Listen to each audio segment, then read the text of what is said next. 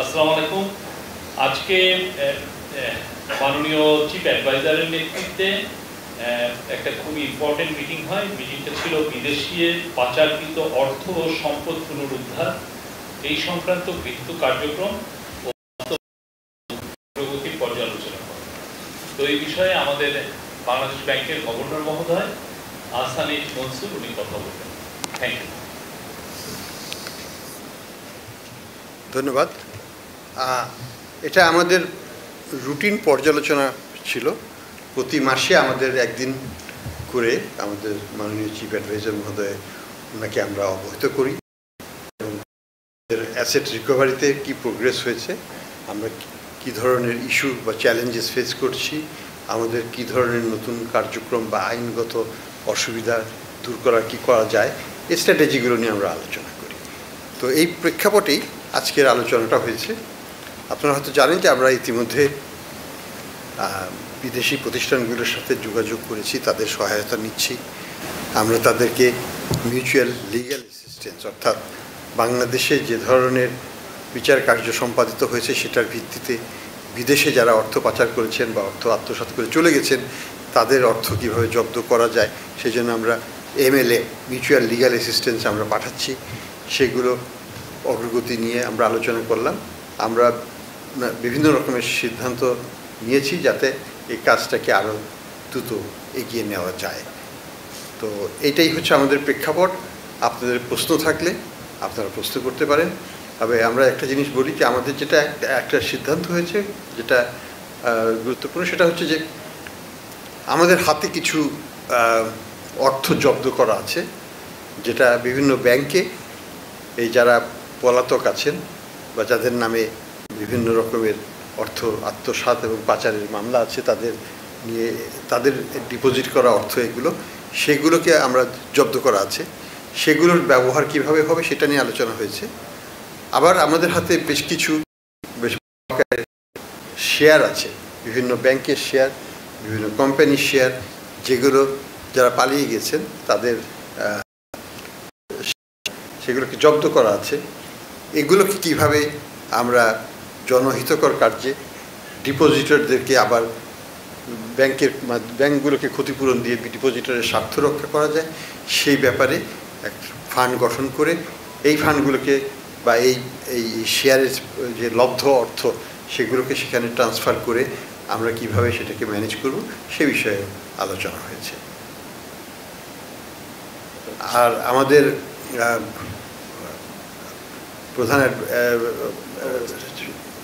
প্রধান উপদেষ্টা লন্ডন সফরে যাবেন, তখনও এটি বিষয়ে উনি কিছু তৎপরতা চালাবেন, সেই বিষয়টা নিয়েও আমরা আলোচনা করেছি। তো এইটাই হচ্ছে সারসংক্ষেপ। আপনাদের নিশ্চয়ই প্রশ্ন আছে, আমরা জবাব দেওয়ার চেষ্টা করব। প্রধান উপদেষ্টা আসলে বলেছেন যে লুটের টাকা ম্যানেজমেন্ট ফান্ড একটা করার জন্য যেটার দ্বারা যেটা বলেন ডিপোজিটর এবং অ্যাট দ্য সেম টাইম দরিদ্র জনগোষ্ঠী করোনার্থে এই লুটের টাকাটা অনেক এটা এই পুরো টাকাটা সত্যিকার অর্থে বাজেট বা অন্য কোনো কিছুতে নিয়ে এসে এটা পুরো দরিদ্র জনগোষ্ঠীর জন্য লুটের টাকা ম্যানেজমেন্ট হবে এবং এটা উনি আজকে নির্দেশ দিয়েছেন। এই সংক্রান্ত একটা সিদ্ধান্ত হয়েছে। আরো অনেকগুলো বিষয় নিয়ে হয়েছে, আপনারা কোশ্চেন করতে পারেন। আপনার কোশ্চেন করার আগে নাম বলবেন এবং আপনার প্রতিষ্ঠানের নামটা বলবেন। Thank you.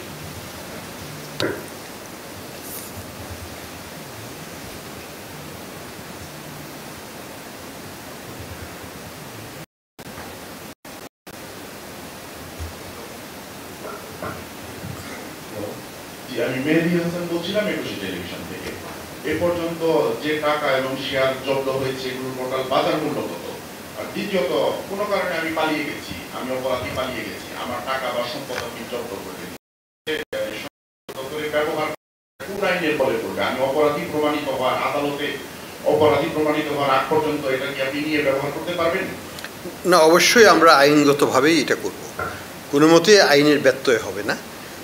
কোর্টের সিদ্ধান্ত হওয়ার পরেই এবং আইনের সঠিক ধারা প্রয়োগের মাধ্যমে এই কার্যকলাপ করতে হবে। প্রয়োজন বোধে আইনকে কিছু সংশোধন করতে হতে পারে, সেটা নিয়ে আমাদের আইন মন্ত্রণালয় এবং অ্যাটর্নি জেনারেলস অফিস সেটা নিয়ে কাজ করবেন, কিন্তু সেটা যদি প্রয়োজন হয় এটা আমাদের বর্তমান আইন দিয়ে যদি করা সম্ভব হয় আমরা সেটাও করব। বাট লক্ষ্যটা হচ্ছে একটা ফান্ড প্রতিষ্ঠা করা, যে ফান্ডের টাকা দিয়ে ব্যাংকগুলোকে আমরা ক্ষতিপূরণ দিতে পারবো, কারণ ব্যাংকগুলো তো বিশালভাবে ক্ষতিগ্রস্ত হয়েছে, তাদের টাকাই লুট করা হয়েছে অনেক কাছে। আর বাকি টাকা যেগুলো নন ব্যাংক রিলেটেড অ্যাক্টিভিটি, যেমন হয়তো সেটা দুর্নীতির মাধ্যমে টাকা অর্জন করা হয়েছে, সেটা ব্যাংকের সাথে সম্পর্ক নয়, ব্যাংকের টাকা দিয়ে হয় নাই, সেই ক্ষেত্রে সেই ধরনের সম্পদ সেগুলো যেটা ব্যাংকের সাথে না, যেটা কোলেটারালাইজড না, সেই প্রপার্টিগুলোকে তখন সরকার তাদের আরেকটা ফান্ডে নিয়ে জনহিতকর কাজে সেটাকে ব্যয় করবে, কিন্তু সবই আইনগতভাবে করা হবে, আইনের বাইরে নয়। স্যার আমি মাস্টার রিলেশনে কাজ করি। স্যার একসাথে একটা সম্পূর্ণ প্রশ্ন। স্যার একটা বড় ব্যাংকের যে শেয়ারগুলো জব্দ করে রাখা হয়েছে, স্যার আমরা জানি তো স্যার এই ব্যাংকে স্যার একটা বড় ইনভেস্টমেন্ট ছিল বিদেশিতে প্রায় 70%। স্যার ওই সব কোম্পানিগুলো কি ওই ইনভেস্টরদেরকে আবার কি আনার কোনো সুযোগ আছে কিনা বা তাদের সাথে কোনো যোগাযোগ হয়েছে কিনা? দেখুন, আমরা জানি যে ইসলামিক ব্যাংক যেমন সবচেয়ে বড় ব্যাংক আমাদের, সেখানে বিদেশি বিনিয়োগকারী ছিল, ভালো ভালো বিনিয়োগকারী ছিল, কিন্তু তারা সব চলে গেছে, তারা বর্তমানে নাই, এবং সেই শেয়ারগুলো একই মালিকানাধীনই ছিল, এবং সেটা এখন সরকারের কাছে এটা অবরুদ্ধ অবস্থা আছে। এই শেয়ারগুলো কোনো ট্রানজ্যাকশন করা সম্ভব নয় এটাকে। তো আইনগত যেটা আমরা করব সেটা হচ্ছে, ধরুন সেই গ্রুপের কত লোন আছে, সেই লোনের টাকাকে তো উদ্ধার করতে হবে। তো যদি আমরা অন্ততপক্ষে অর্ধেকও বা তার বেশি এখান থেকে তাদের জব্দ করা এই শেয়ার থেকে বের করতে পারি, তাহলে সেটা আমাদের কাজে লাগবে। তো আমরা মনে করি যেমন শুধু ইসলামী ব্যাংকের যে শেয়ারটা আছে সালম গ্রুপের, এটার মূল্য হয়তো 10 থেকে 15,000 কোটি টাকার মধ্যে হবে। তো এই 12 থেকে 15,000 কোটি টাকা যদি আমরা ব্যাংককে ফেরত দিই, তাহলে ডিপোজিটার যে যাদের টাকা আত্মসাৎ করা হয়েছে তাদের সেই টাকাটা, ব্যাংকের তো ক্যাপিটাল শর্টফল হয়ে গেছে, ব্যাংক ক্যাপিটাল নাই, ব্যাংকের নন পারফরমেন্সের অনেক বেশি, এই জায়গাগুলোতে তখন তারা একটা স্বস্তিজনক স্থানে নিয়ে যেতে পারবে, আমাদের ব্যাংকিং খাতটা ঘুরে দাঁড়াবে। এবং নতুন এই শেয়ারটাকে আমরা কী করবো, শেয়ারটাকে তো আমরা রাখবো, বাংলাদেশের সরকারেরও কোনো দরকার নেই এখানে হোল্ড করার, বাংলাদেশ ব্যাংকেরও করো, আমরা এটা একটা স্ট্র্যাটেজিক ইনভেস্টরের কাছে হস্তান্তর করব। হস্তান্তরের আগে সরকারকে মালিকানাটা টেম্পোরারিলি নিতে হবে, এই টেম্পোরারিলি মালিকানা নিয়ে সরকার তখন এটাকে হস্তান্তর করতে পারবে। আরেকজনের মালিকানায় থাকা অবস্থায় এটাকে হস্তান্তর করা যাবে না, সেই জন্য আইনানুগ ব্যবস্থাটা আমরা নিতে যাচ্ছি। এবং এই যে অর্থ আসবে সেটাই আমরা নতুন বিনিয়োগকারীর কাছ থেকে যে অর্থটা পাওয়া যাবে এই ফান্ডের থ্রুতে আবার সেই ব্যাংকের কাছে আমরা ট্রান্সফার করার প্ল্যান করব। এটাই হচ্ছে আমাদের কার্যক্রম। হ্যালো, আমি মেহেদি বলছিলাম ডেইলি স্টার থেকে। স্যার আমার কাছে বেশ কয়েকটি প্রশ্ন আছে। এর মধ্যে একটা হলো যে আপনারা যে সমস্ত উদ্যোগ নিয়েছেন এখন পর্যন্ত পাচারকৃত অর্থ উদ্ধারে, এই প্রক্রিয়া কতদিনে সম্পন্ন হতে পারে? স্যার পিছনে ক্যামেরা আছে, এই জন্য আমি একটু বসে বলছি। আর হচ্ছে আরেকটা বিষয়, এখন পর্যন্ত ব্যাংকিং খাত থেকে যে সমস্ত টাকা পয়সা লুটপাট হয়েছে, এর সঙ্গে আমরা জানি যে কোনো বাংলাদেশ ব্যাংকের গভর্নর এবং কয়েকজন ডেপুটি গভর্নর এরাও জড়িত ছিলেন। আপনার পাশাপাশি বর্তমান সরকারের কাছেও প্রশ্ন, এদের বর্তমান স্ট্যাটাস কি, এ সম্পর্কে কি আমরা জানি? তারা কি দেশে আছে নাকি দেশের বাইরে আছে, বা তাদের বিরুদ্ধে কোনো লিগ্যাল অ্যাকশন নেওয়া হয়েছে কিনা? স্যার আমার আরেকটা প্রশ্ন, সেটা হচ্ছে নগদ দিয়ে আমরা জানি বাংলাদেশ ব্যাংক নগদে নিয়োগ দিয়েছিলেন, কিন্তু সম্প্রতি তারা আগের যারা ম্যানেজমেন্টে ছিল তারা আবার সেটাকে দখল করেছে, সেই প্রক্রিয়াটা স্যার আমি প্লিজ প্রথম প্রশ্নটা কি ছিল? আমার প্রথম প্রশ্ন ছিল যে সমস্ত টাকা পাচার হয়েছে এগুলো ফেরত আনা কতদিনে সম্ভব? আচ্ছা, হ্যাঁ বলছি, আমাদের তো কোনো অভিজ্ঞতা নাই টাকা কিভাবে ফেরত আনতে হয় বা ইত্যাদি ব্যাপকভাবে এটাকে করার জন্য, কিন্তু ইন্টারন্যাশনাল এক্সপিরিয়েন্সটা এটা 4 থেকে 5 বছর লাগে আইনি প্রক্রিয়া শেষ হতে। তবে এটার মধ্যে কিছু ইন্টারমিডিয়েট অন্তর্বর্তীকালীন কিছু ব্যবস্থা নেওয়া যায়, যেমন বিদেশে তাদের যে সম্পদ আছে সেই সম্পদকে ফ্রিজ করা যায়, সেটা কিন্তু আপেক্ষিকভাবে বছরখানেকের মধ্যেই করা সম্ভব, আরও কম সময়ে করা সম্ভব, যদি আমরা এটাকে প্রপার আইনি প্রক্রিয়া আমাদের দেশে সম্পন্ন করতে হবে এবং তারপরে এই রিকোয়েস্টটা বিদেশে আমাদেরকে সঠিক প্রণালী করতে হবে। রিকোয়েস্টটা যেটাকে বলি মিউচুয়াল লিগ্যাল অ্যাসিস্ট্যান্স, MLA। তো আমরা MLA প্রক্রিয়াতে আছি এখন, আমরা রিকোয়েস্ট পাঠাচ্ছি। তো বিদেশিদের আমরা যদি সহায়তা পেয়ে যাই তাহলে তা কিন্তু আমরা তাদের অ্যাসেটটা ফ্রিজ করতে পারবো। অ্যাসেটটা ফ্রিজ হলে তার পরবর্তীতে কোর্টে আইনগত প্রক্রিয়া শুরু হবে এবং সেই প্রক্রিয়া সমাধান হতে সাধারণত 4 থেকে 5 বছর লেগে যায় সর্বমোট, এবং সেই শেষেই একটা আমরা জানতে পারবো যে আমরা এটা পুরোটা পাবো না। এবং এখানে আমাদের যে তথ্য সংগ্রহ, গুণগত মান, এই জিনিসগুলো একটা বড় ভূমিকা রাখবে বিদেশি কোর্টের যে রায়টা হবে সেই রায়ের ক্ষেত্রে। কাজে আমাদেরকে অনেক কিছু নিজে এখানে তথ্য সংগ্রহ করতে হবে, সেটা তাদেরকে সরবরাহ করতে হবে এবং আমাদের লিগ্যাল প্রসেসটা বিদেশে শুরু করতে হবে। তো সেই দিকে আমরা এগোচ্ছি। আর যেটা বললেন বাংলাদেশ ব্যাংকের, আমরা তো ধরুন দুর্নীতি যদি হয়ে থাকে সেটা দুদক আছে, তারা সেটাকে তদন্ত করবে। তদন্ত করে যদি তাদের মনে করেন যে চার্জশিট আনা, তারা সেটা নিয়ে আসবে। এখানে দুদককে কেউ বাধা দিচ্ছে না, দুদক তার নিজস্ব প্রক্রিয়ায় এই কাজটা করবে। এখানে আমি কোনো মন্তব্য করাটা একেবারেই সমীচীন হবে না বলে আমি মনে করি। আর নগদের ব্যাপারে আমাদের পজিশন সুস্পষ্ট। আমাদের মুখপাত্র যেটা বলেছেন যে আমরা মনে করি যে নগদের যারা অরিজিনাল ম্যানেজমেন্ট ছিল এবং বোর্ড ছিলেন তারা অর্থনৈতিক, যেটাকে আমরা বলি যে বিভিন্ন ধরনের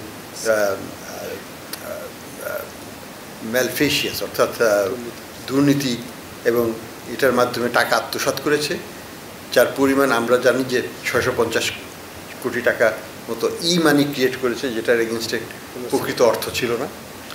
দ্বিতীয়ত তারা আমাদের যে সরকারের যে দারিদ্র্য বিমোচন কর্মসূচির অধীনে যে ধরনের অর্থ ট্রান্সফার করা হতো, নগদের মাধ্যমেই করা হতো শুধু, সেইখানে তারা প্রায় 2000 কোটি টাকার উপর তারা সেখানে আত্মসাৎ করেছে।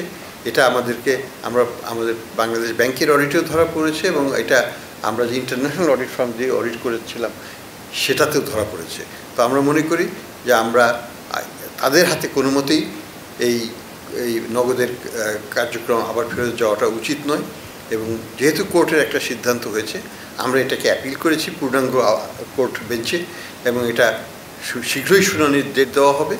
আমরা মনে করি যে তখন আমরা আমাদের পক্ষে রায় পাবো, কিন্তু আমরা একটু শঙ্কিত যে এই সময়ের মধ্যে তাদের পুরো কন্ট্রোল কিন্তু তারা নিয়েছে এই সিস্টেমে, অনেক যেটার উপর আমাদের হাত থাকবে না, কারণ আমরা আইনগতভাবে একটু অসুবিধাজনক অবস্থাতে আছি বিকজ অফ কোর্টের এই রায়ের কারণে।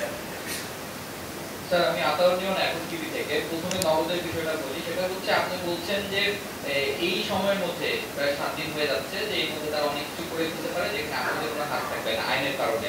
সেক্ষেত্রে যদি তারা আবারও অর্থ নিয়ে করে বা পাচার করার সুবিধা পায়, সুযোগ তৈরি করে, সেই জায়গাটা কি আরেকটা বড় ক্ষতির সম্মুখীন হবে কিনা সাধারণ মানুষজন? বড় কোনো ক্ষতির সম্ভাবনা নাই, কারণ আমরা ব্যাংকগুলোকে বলে দিয়েছি যে বড় কোনো ধরনের ট্রানজ্যাকশন তারা করবে না, ক্যাশ ইন ক্যাশ আউট করতে পারবে, এর বাইরে না। ক্যাশ দিলে ক্যাশ আউট করতে পারবে। কাজে আমরা সেফগার্ড নিয়ে নিয়েছি অলরেডি আমাদের দিক থেকে। তবে তারা যেটা করবে বা করতে পারে বলে আমরা সন্দিহান, সেটা হচ্ছে যে তারা তাদের যে অপকর্মগুলো করেছে সেগুলোকে মুছে ফেলার চেষ্টা করবে। তারা ডকটট করার চেষ্টা করবে ডেটাবেসকে মুছে দেবে বা অন্যভাবে এটাকে তারা ইনফিল্ট্রেট করবে, যেটা আমাদের কাজকে আরও কঠিন করে তুলবে। এটা নিয়েই আমরা শঙ্কিত। নতুন করে বড় কিছু ক্ষতি করার সম্ভাবনা হয়তো তাদের থাকবে না, কিন্তু নিজেদের স্বার্থে তারা এটাকে অপকর্মে ব্যবহার করবে। স্যার, আরেকটা প্রশ্ন ছিল পাচারের অর্থের বিষয়ে। আপনি বারবার বলেছেন যে সব অর্থ ফেরত নাও আসতে পারে, কিন্তু যারা পাচার করেছে তাদেরকে শান্তিতে থাকতে দেওয়া হবে না। ইতিমধ্যে যেসব দেশে পাচারকারীরা অবস্থান নিয়েছে সেই সব দেশের সাথে কি কথা হয়েছে? তাদের বিষয়ে দেশগুলো কি জানিয়েছে, তাদের বিরুদ্ধে কোনো ব্যবস্থা নেবে কিনা? আমরা তো দেশগুলোর সাথে কথা বলছি। ইনফ্যাক্ট আজকেও এখনও ঢাকাতে ইউকে সরকারের যে IACCC তাদের যা হেড অফ তারা সে ঢাকায় আছে, তারা আমাদের সাথে সহযোগিতা করতে চায়। তারা আমাদেরকে 6 মাসের জন্য একটা ব্রিটিশ এক্সপার্টও দিয়েছে, যে আমাদের তদন্তকারীদেরকে হাতে কলমে ধরে শেখাবে যে কীভাবে এমএলএ তৈরি করতে হয়, কিভাবে কেসগুলোকে ডকুমেন্টেশন করতে হয়, এভিডেন্স গ্যাদারিং, যদি মামলায় জিততে হয় আমাদেরকে এভিডেন্স গ্যাদারিং ইন্টারন্যাশনাল স্ট্যান্ডার্ডে করতে হবে, দেশীয় স্ট্যান্ডার্ডে করলে হবে না। তো এই জায়গাটায় আমাদের গ্যাপস আছে, আমরা চেষ্টা করছি সেই গ্যাপগুলোকে মেটাতে। আমাদের যারা তদন্ত কর্মকর্তা তাদেরকে নতুন করে ট্রেনিং দেওয়া হচ্ছে, আন্তর্জাতিক মানসম্মত তদন্ত কার্যক্রম যাতে তারা পরিচালনা করতে পারেন, এবং ডকুমেন্টেশনটা যেন ঠিক করতে হবে। ইটস অ্যাবসলিউটলি ইম্পর্টেন্ট ডকুমেন্টেশনটা তৈরি করা, সেই জায়গাগুলোতে তারা সহায়তা দেবে। তো বিদেশিদের দিক থেকে আমরা প্রচুর আগ্রহ পাচ্ছি। আমি গত সপ্তাহে দুবাইতে financial intelligence unit of Dubai, সেখানে আমরা মিটিং করেছি, হেড অফ দ্য অর্গানাইজেশন সেখানে ছিলেন সারাক্ষণ। আমরা 2 দিন তাদের সাথে বসেছি, আমাদের কর্মকর্তারা বসেছেন। তারা আমাদেরকে সর্বাত্মক সহায়তার আশ্বাস দিয়েছেন। আমরা চেষ্টা করব তাদের যে রিকোয়ারমেন্ট সেই অনুযায়ী তাদের কাছে তথ্যভর ভিত্তি যার ভিত্তিতে তারা আমাদেরকে সহায়তা দিতে পারবে। আসসালামু আলাইকুম, আমি মুস্তাফিজুর রহমান বলছিলাম নিউইয়র্ক থেকে। আমার প্রথম প্রশ্ন হচ্ছে যে আপনি বলছেন যে যারা লুট করেছে তাদের যে অর্থ ডিপোজিট আছে আপনারা সেটা ফ্রিজ করেছেন, সেটা দিয়ে একটা তহবিল করেন, কিন্তু এটার মালিকানা তো আসলে টাকাই তারা হচ্ছে আত্মসাৎ করেছে। সেই ব্যাংকগুলোর টাকাই তো এখানে হচ্ছে তারাই হচ্ছে আসলে মেন পাওয়া হবে ডিপোজিট, আর সেখানে এটা কীভাবে করবেন, লিগাল কমপ্লেক্সিটি আসবে। প্রশ্ন হচ্ছে যে আপনি একটা জয়েন্ট ইনভেস্টমেন্ট করেছিলেন, টিম গঠন করেছিলেন 10টা গ্রুপ এবং হচ্ছে শেখ হাসিনা এবং তার ফ্যামিলি থেকে, সেটার আপডেট কি, আপনারা কি পরিমাণ অর্থ পাচার হয়েছে বা আত্মসাৎ করেছে, এই তথ্যরা আপনারা কি এখন পর্যন্ত বের করতে পারছেন না, কি পরিমাণ পাচার হয়েছে? প্রথম প্রশ্নটা ছিল, প্রথম কোশ্চেনটা আবার একটু বলেন। আপনি বলছেন যে যারা লুট করেছে তাদের যে ডিপোজিট তারা আপনি হচ্ছে ঠিক আছে, আমি বলছি। এটা হচ্ছে যে আসলে 2 প্রকারের সম্পদ আছে এখানে। ধরুন মিস্টার এক্স, সে হয়তো মন্ত্রীও ছিল, সে হয়তো ব্যাংকের থেকে টাকা নিয়েছে। তো ব্যাংকের যে অর্থ যেগুলো ব্যাংকের থেকে নেওয়া হয়েছে লোন হিসাবে কিন্তু পরিশোধ করা হয়নি, সেই জায়গাটায় সেই টাকাটা ব্যাংকের কাছে আমরা ফেরত দিয়ে দেবো পরবর্তীতে, যদি আমরা এটাকে জব্দ করে থাকি। যেমন তাদের শেয়ারগুলো আছে সেই কোম্পানিতে, হয়তো এস আলমের শেয়ার ধরে বা সাইফুজ্জামানের শেয়ার, সেগুলো আমরা যে ব্যাংকিং শেয়ার সেগুলোকে আমরা ব্যাংকে দিয়ে দেবো, কারণ এটা তো ব্যাংকেরই প্রাপ্য। ব্যাংকের এটা হচ্ছে ব্যাংকের অর্থ তারা আত্মসাৎ করেছে, কাজেই সেইখানে তার ক্ষতিপূরণ সেখানে দিতে হবে। আর দ্বিতীয় হচ্ছে যে তারা আবার অন্যভাবে অর্থ আত্মসাৎ করেছে, শুধু যে ব্যাংক থেকে নিয়েছে তা তো নয়।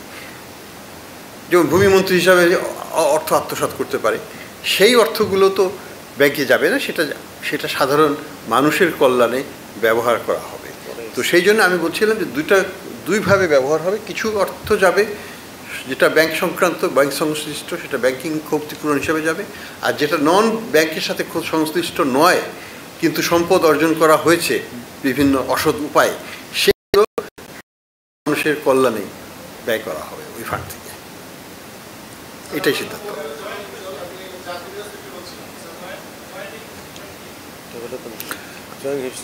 জয়েন্ট ইনভেস্টিগেশন টাস্ক ফোর্স তো গঠন করা হয়েছে, তারা কাজ করছে। তাদেরকে আমরা ট্রেনিংদের ব্যবস্থা করেছি, আন্তর্জাতিক মানসম্পন্ন ট্রেনিং দেওয়া হচ্ছে। এখন 6 মাসের জন্য IEEE থেকে একজন ট্রেনার আসছেন, উনি হাতে কলমে তাদের সাথে কাজ করবেন প্রত্যেক দিন 6 মাস ধরে। এগুলো চলছে, আমাদের মানোন্নয়ন হচ্ছে। আমরা এটা তো একদিনের প্রক্রিয়া নয়, তো তারা এভিডেন্স কালেক্ট করছেন, আমরা সেটা নিয়ে আলোচনা করেছি। সব বিষয় তো শেয়ার করা যাবে না, কিন্তু অগ্রগতি হচ্ছে, আমরা সেই অগ্রগতি পর্যালোচনা করে দেখেছি।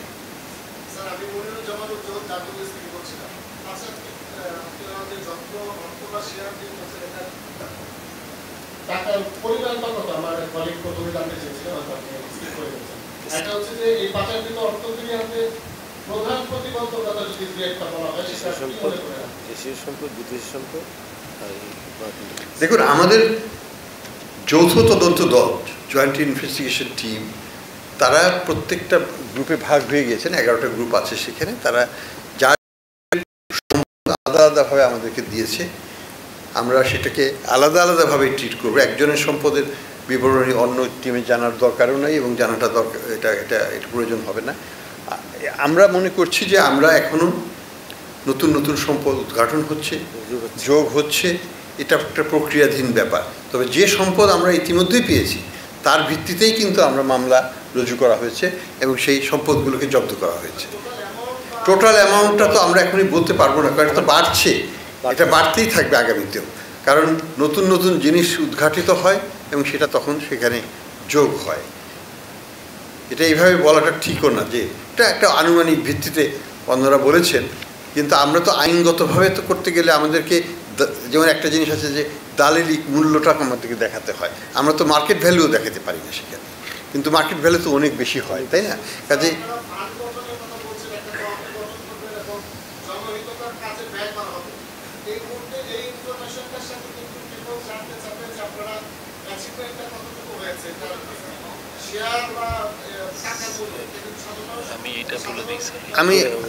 আমি যেমন একটু বলি, যেমন ইসলামী ব্যাংকের কথা বললাম যে ওখানে প্রায় 12 থেকে 15 হাজার কোটি টাকার শেয়ার ওখানে পাবো। এইভাবে বিভিন্ন ব্যাংকের বিভিন্ন আকারের শেয়ার জব্দ করা আছে আমাদের কাছে, সেগুলো আমরা পাবো। অর্থ আছে, বেশ একটা সাইজেবল অ্যামাউন্টের অর্থ আছে আমাদের ব্যাংকিং খাতে, যেটাকে ফ্রিজ করে রাখা আছে। কিন্তু আমি কোনো টাকার অঙ্ক বলবো না এই জন্য যে এগুলো তো বিচারাধীন বিষয়। যখন বিচারক রায় দেবেন যে এটাকে আমরা জব্দ করে আমরা নিয়ে নিতে পারবো, তখনই আমরা টাকার অঙ্কটা বলতে পারবো। এক্স্যাক্টলি স্যার, ওই অ্যাটাচমেন্টের যত অ্যাটাচমেন্ট হয়েছে এটা একটা ফিগার দিয়ে কোনো নাম বলবো। আচ্ছা দেন। আচ্ছা, আজকের মিটিংয়ে কিন্তু একটা ফিগার এসছে, মানে আজকের মিটিংয়ে নাজমা মুবারক আমাদের ব্যাংকিং সেক্রেটারি, উনি কয়েকটা ফিগার দিয়েছেন। উনি বলেছেন যে সো ফার যে অ্যাটাচমেন্ট হয়েছে স্থাবর সম্পত্তি, সেটার পরিমাণ হচ্ছে কোটি টাকায়, আভ্যন্তরীণ হচ্ছে 1,30,758 কোটি 0.7 কোটি টাকা আর কি, 1,30,758.7 কোটি টাকা। আর হচ্ছে মিলিয়ন ডলারে আছে যেটা বৈদেশিক অ্যাটাচমেন্ট হয়েছে 0.03 মিলিয়ন ডলার। আর অস্থাবর সম্পত্তি যেটা ফ্রিজিং হয়েছে, এইটা অস্থাবর সম্পত্তি হচ্ছে 42,614.27 কোটি টাকা, আর মিলিয়ন ডলারের সেটা হচ্ছে 20.78। এগুলো হচ্ছে ফ্রিজিং, এটা হলো সেকেন্ডটা। প্রথমটা হলো অ্যাটাচমেন্ট, আমরা যেটা বললাম 1,30,758.7 ও 7 কোটি টাকা এবং মিলিয়ন ডলার, আর বিদেশে হচ্ছে 164, এটা হচ্ছে অ্যাটাচমেন্ট।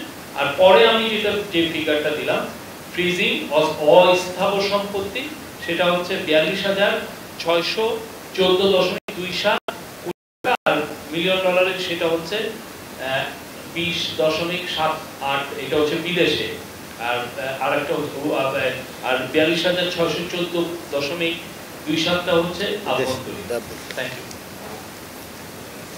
আমি ওবায়দুল্লাহ রানী, সমকাল পত্রিকায় কাজ করি। আমার দুইটা কোশ্চেন স্যার। আপনার কাছে একটা কোশ্চেন হলো যে এই আপনাদের টেনিয়রে আসলে এই বিষয়গুলো আপনারা এই ফান্ডটা গঠন করে যেতে পারবেন কিনা, এটা আপনারা একটু স্পষ্ট করবেন। আরেকটা হলো শফিক ভাইয়ের কাছে আমার একটা কোশ্চেন, সেটা হলো যে নগদ নিয়ে যে সিচুয়েশনটা তৈরি হয়েছে, তো ধরেন এখানে কি প্যারালাল একটা গভর্নমেন্ট কাজ করছে কিনা? কারণ দেখা যাচ্ছে যে বেশ কিছু ঘটনা আমরা দেখেছি, বিশেষ করে ব্যাংকিং ইস্যুতে, যে এখানে বিএনপি পন্থী কিছু আইনজীবী মানে ওই পক্ষের হয়ে লড়ছে এবং তাদের পক্ষে রায় যাচ্ছে। তো বাংলাদেশ ব্যাংক যেটা উদ্বেগ জানিয়ে ইতিমধ্যে একটি প্রেস ব্রিফিং করেছে, গভর্নর স্যারও কালকে কথা বলেছেন, আপনারা একটা মিটিং করেছেন।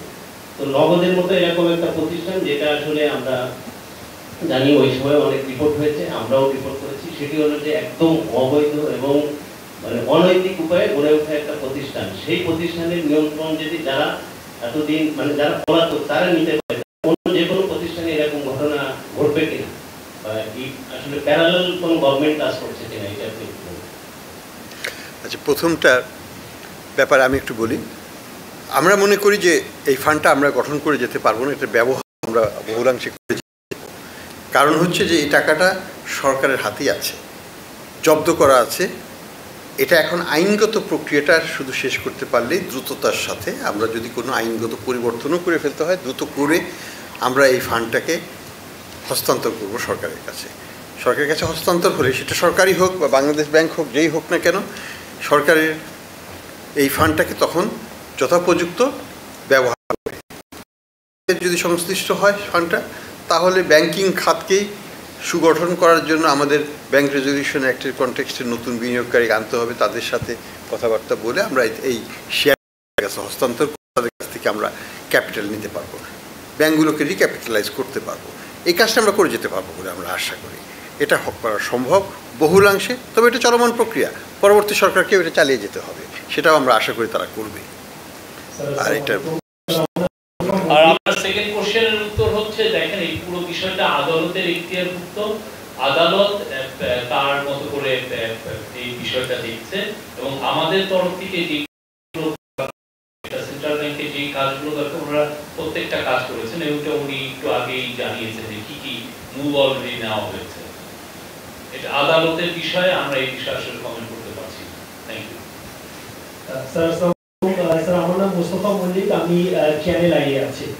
স্যার, আমার প্রশ্নটা হচ্ছে যে আপনারা বলছেন যে সংযুক্ত আরব আমিরাত যুক্তরাজ্য সহ বিশ্বের নানা প্রান্তের সরকার এবং যারা ফাইন্যান্সিয়াল এই বিষয়গুলো দেখে কথা বলেছেন, এরকম দেশ হচ্ছে কতগুলো, এবং আর একটা চ্যালেঞ্জ আছে কিনা পাসপোর্ট ক্রয় করে সেই দেশের নাগরিকত্ব অর্জন করেছে, সুতরাং ওই দেশ তার নাগরিকের ব্যাপারে আপনাদের কতটা সহায়তা করবে, এটা কোনো চ্যালেঞ্জ মনে করছেন কিনা? ধন্যবাদ স্যার। দেখুন, আমি যেটা বললাম আগেও যে আমরা আমাদের ইন্টারেস্টেড কান্ট্রি হচ্ছে ইউকে আমাদের সর্বাত্মক সহায়তা দিচ্ছে, তাদের পার্লামেন্টারি কমিটি আমাদের সহায়তা দিচ্ছে, তাদের এনজিওরা সহায়তা দিচ্ছে, ফাইন্যান্সিয়াল টাইমস আমাদেরকে সহায়তা দিচ্ছে, অন্যান্য পত্রিকা আমাদেরকে বিভিন্ন আর্টিকেল লিখে আমাদেরকে সহায়তা দিচ্ছে। আমরা যদি দেখি আমেরিকান, সেখানেও আমরা সহায়তা পাচ্ছি। আমাদের আরেকটা দেশ হচ্ছে কানাডা, আমাদের একটা দেশ হচ্ছে ইউএই এবং সিঙ্গাপুর।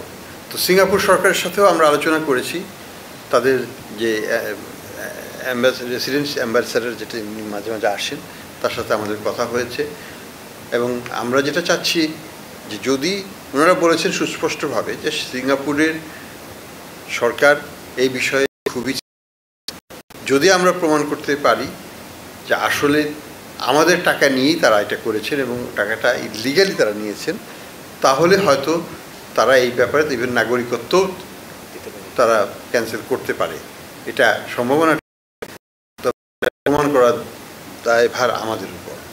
তো এটা এইভাবেই আছে। আমরা এটাকে আরেকটু পলিটিক্যালি সেন্সিটিভ করার চেষ্টা করছি। আমরা চাচ্ছি গণমাধ্যম, লোকাল ওইখানকার গণমাধ্যম, ব্রিটিশ গণমাধ্যম, ইউএই গণমাধ্যমের মাধ্যমে আমাদের পক্ষে হয়ে প্রচারণা করানো, এবং সেটা যদি আমরা সাকসেসফুল করতে পারি পলিটিক্যাল প্রেশারটা আমরা বাড়াতে পারবো।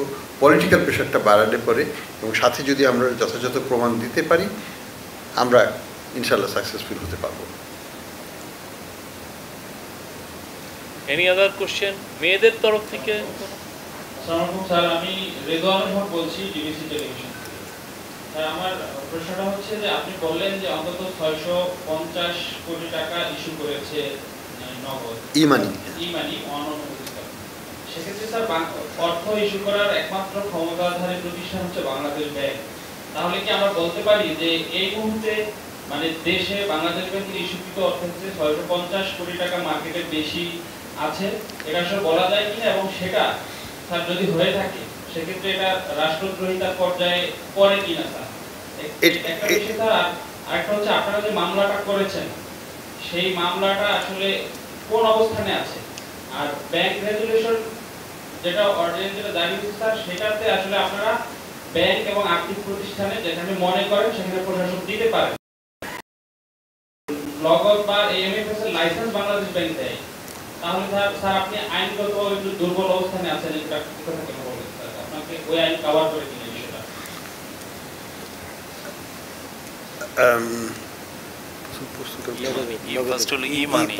আচ্ছা, নগদের ই-মানির ব্যাপারটা হচ্ছে এবার অ্যাবসলিউটলি রাইট, যে মানি ক্রিয়েশনের ক্ষমতা একমাত্র বাংলাদেশ ব্যাংকেরই আছে, আইনগতভাবে বাংলাদেশের কনটেক্সটে। যে কোনো সেন্ট্রাল ব্যাংকেরই এই ক্ষমতাটা এককভাবে থাকে, অন্য কারো এই ক্ষমতা থাকে না, সরকারেরও থাকে না। এখন কথাটা হচ্ছে যে এটা তারা করেছে এবং it is absolutely positively illegal, এবং সেই জন্যই আমরা বলছি তারা প্রতারণা করেছে, তারা জালিয়াতি করেছে, তারা নতুন মানে এটা নকল করে টাকা ছাপানোর মতোই, ইকুইভ্যালেন্ট টু দ্যাট। হ্যাঁ, তারা অতিরিক্ত টাকা এটা বাজারে ছেড়েছে, যেটা ছাড়ার অধিকার তাদের নাই।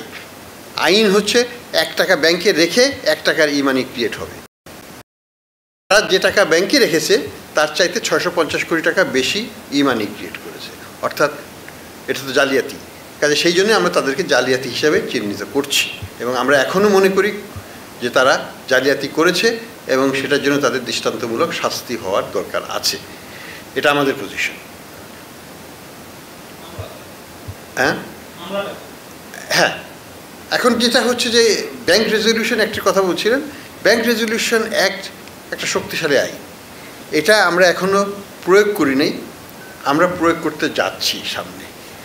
এটা প্রয়োগ করার আগে আমাদেরকে যথেষ্ট হোমওয়ার্ক করতে হবে, প্রস্তুতি নিতে হবে, তারপরে আমরা এটাতে আসবো এবং ধাপে ধাপে যাব। আমরা একবারে সবগুলো জায়গায় ইন্টারভেনশন করলে আমরা এটাকে ম্যানেজ করতে পারবো না, আমরা ম্যানেজেবল ওয়েতে এটা করার চেষ্টা করব।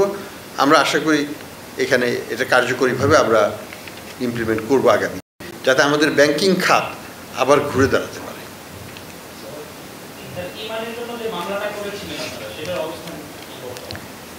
এটার জন্য তো আমরা মামলা রুজু করেছি, এটা তদন্ত সিআইডি করছিল। আমরা গতকাল তাদেরকে বলেছি আমাকে রিপোর্ট দিতে, আজকে বিকেলে তারা একটা রিপোর্ট দেবে, তো আমরা সেটার ভিত্তিতে দেখব, তদন্ত কর্মকর্তার কাছ থেকে শুনবো আমরা যে আমরা চাই এটা যেন খুব দ্রুত আইনগতভাবে এটাকে এগিয়ে যায়, কারণ এটা নিয়ে আমাদের কোনো নাই, সন্দেহ নাই। আমাদের তদন্তে এটা 660 কোটি টাকার উপর এসছে, এবং বিদেশি সংস্থার মাধ্যমে যেটা আমরা প্রতিবেদন পেয়েছি তাতে 650-এর উপর আসছে। কাজে এটা হয়েছে, এটা নিয়ে কোনো সন্দেহের কিছু নেই। স্যার, আমার নাম সাজ্জাদ হোসেন, আমি জিম্মি বলছি। যেটি আমরা দেখলাম যে যারা প্রচারণা জালিয়াতি করেছিল এখন তাদের জন্যই সেই প্রতিষ্ঠানটি, এবং আপনি যেটি বললেন যে তাদের হাতে এখন অনেক কিছু করার সম্ভাবনা আছে বা আশঙ্কা আছে। এখন যাদের টাকা এই নগদে আছে সাধারণ গ্রাহকদের, এইটার কোনো মানে রিস্ক থেকে যায় কি? কোনো প্রতিষ্ঠান এমএফএস আমরা কিন্তু অনেক সেফগার্ড রাখি। বাংলাদেশ ব্যাংকের যে আইন আছে তাতে প্রত্যেকটা এমএফএস তাদের সংগৃহীত অর্থ ওই দিনই ব্যাংকে জমা দিতে হবে। আমরা কিন্তু ব্যাংকগুলোকে বলে দিয়েছি কোনো টাকা তুলতে পারবে না, অর্থাৎ এখন যারা কাজ করবে তারা না, তারা শুধু ক্যাশ ইন ক্যাশ আউট করতে পারবে। অর্থাৎ আমার কাছে 1000 টাকা যদি কেউ দেয়, আমি 1000 টাকা ওই দিকে দিয়ে দিতে পারবো, নতুন করে ব্যাংকের থেকে নেট আউটফ্লো করতে পারবে না। এটা আমরা আমাদের ইনফর্মালি আমরা এটাকে স্টার্ট করে রেখেছি, যাতে কোনো বড় রকমের কোনো ক্ষতি করতে না পারে। ঠিক আছে স্যার, আমি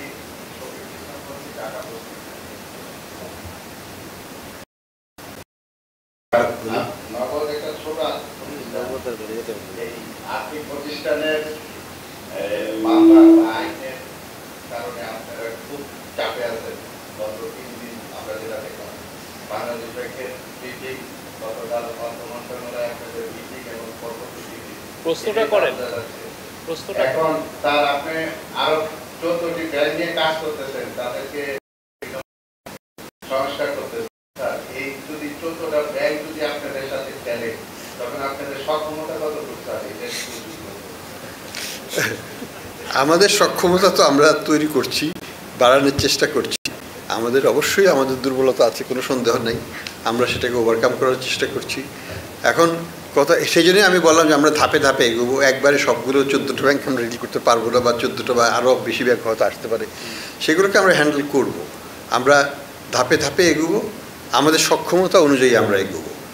যেটুকু গিলতে পারবো না সেটুকু প্লেটে নেব না, যেটুকু খেতে পারবো সেটুকুই নেব। আমি প্রথমে কাজ করি। স্যার, আপনি বলতেন যে টোটাল আসলে কত টাকা ব্যাংক এবং আর্থিক প্রতিষ্ঠানগুলো থেকে লুট হয়েছে আপনারা যাদের নিয়ে তদন্ত করছেন, আর আপনি শুরু থেকে বলছিলেন যে আপনার যারা টাকা পাচার করছে তাদেরকে আপনি শান্তিতে থাকতে দিবেন না, তারা তো খুব ভালো শান্তিতে আছে। আমরা দেখতেছি দেশে যারা আছে এবং বিদেশে আছে, আমরা যেগুলো তাদেরকে আমরা খবর পাই, কথা হয় আমাদের সাথে অনেকে, তারা খুব ভালো আছে। তারা পরবর্তীতে আমরা অল্প কিছুদিনের মধ্যে দেশে চলে আসবো, 5 মাস 6 মাস পরে চলে এখন পর্যন্ত। না, আমি প্রথমটার আমি জবাব আগেই দিয়ে দিয়েছি, ওটাকে আর আমি যাচ্ছি না। দ্বিতীয়টার ব্যাপারে আমি বলবো যে তারা যে শান্তিতে আছে সেটা আমি মনে করি না। তারা নিজেদের লয়ার নিচ্ছে, বড় বড় লয়ার নিচ্ছে। আমরা শুনছি সালম যে লয়ার নিচ্ছে সেটা নাকি $30 মিলিয়ন তার বার্ষিক তাদের ব্যয় হবে। তো এগুলো তো শান্তির লক্ষণ না। হ্যাঁ, তবে কথা হলো যে আমি যেটা আগেও বলেছি, টাকা উদ্ধার করা আর শান্তিতে থাকা দুই জিনিস। উদ্ধারের সময় লাগবে, কিন্তু ঘুম নষ্ট আমরা কিন্তু এখন থেকেই করতে পারছি বলে মনে হয়। তাদের হবে লিগ্যাল প্রোটেকশন, তাদেরকে নিতে হবে। আমরা আইনগতভাবে তাদের পিছনে যাব। ঠিক আছে, ধন্যবাদ। আরেকটা বিষয়, শান্তিতে যে ন্যায় তার আরেকটা রিফ্লেকশন হচ্ছে, আমরা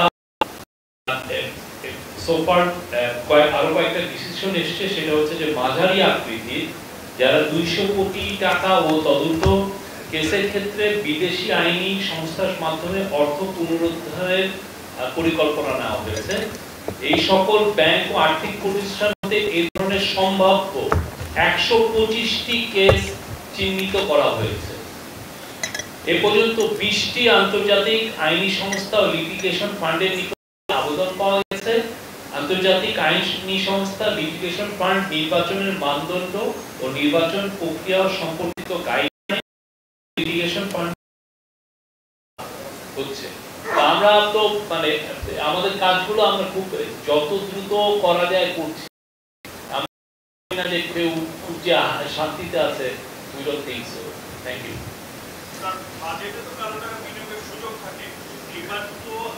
না, এটা আজকের বিষয়। ঠিক আছে, থ্যাংক ইউ।